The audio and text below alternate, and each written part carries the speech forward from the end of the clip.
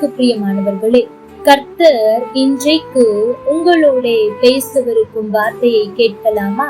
மத்தேயு 26ஆம் அதிகாரம் 8ஆம் வசனமும் 10ஆம் வசனமும்.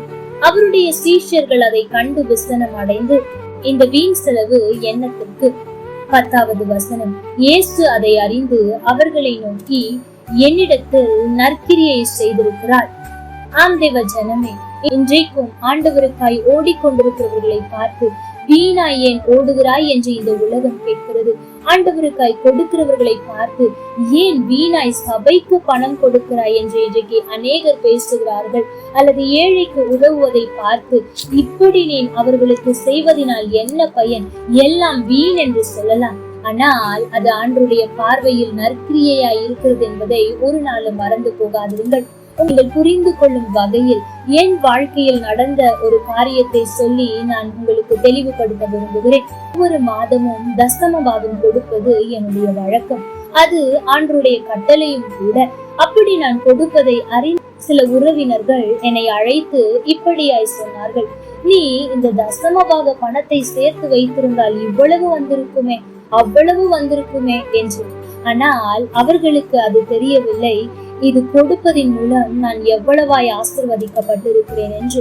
அதே போல நீங்களும் ஆண்டவருக்காய் கொடுப்பதை பார்த்து உங்கள் உறவினர்கள் ஏளனமாய் பேசலாம். அல்லது ஆண்டவருக்காய் நீங்கள் ஓடிக்கொண்டிருக்கிறவர்களாய் இருக்கலாம். உலகத்தின் வேலையின் மத்தியிலும் உலகத்தின் படிப்பின் மத்தியிலும் கிடைக்கிற நேரத்தில் இளைப்பாற வேண்டும், தூங்க வேண்டும் என்று நினைக்காமல் ஆண்டவருக்காய் நீங்கள் ஓடுவதை பார்த்து சுற்றியுள்ள ஜனங்கள், ஏன் சிறிது நேரம் ஓய்வெடுக்க கூடாதா, ஏன் ஆண்டவருக்காய் ஓடுகிறாய், உனக்கு என்ன அவார்டா கொடுக்க போகிறார்கள் என்று ஏளனமாய் பேசலாம்.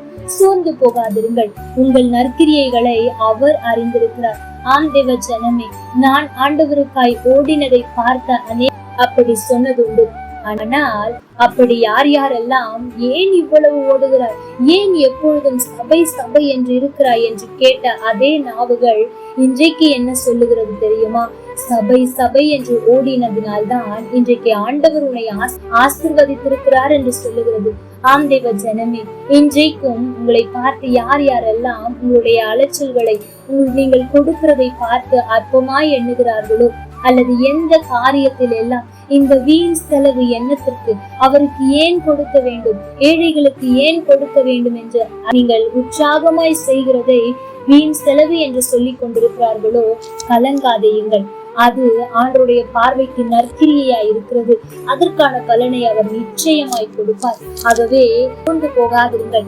யாரோ ஒருவர் இதை கேட்டுக் கொண்டிருக்கிற நீங்கள் மற்றவர்கள் சொன்னதை கேட்டு, ஆமாம் நான் வீணாய் ஓடுகிறேனோ, நான் ஒரு பயனையும் பார்க்கவில்லையே என்று அங்கலாய்த்து கொண்டிருக்கிற மகனே மகளே, உன்னை பார்த்துதான் ஆண்டவர் சொல்லுகிறார், வீண் என்று நினைத்து விடாதே, அது என் பார்வைக்கு நற்கிரியையாய் இருக்கிறது, அதை பார்த்து நான் சந்தோஷப்படுகிறேன் என்று ஆண்டவர் சொல்லுகிறார்.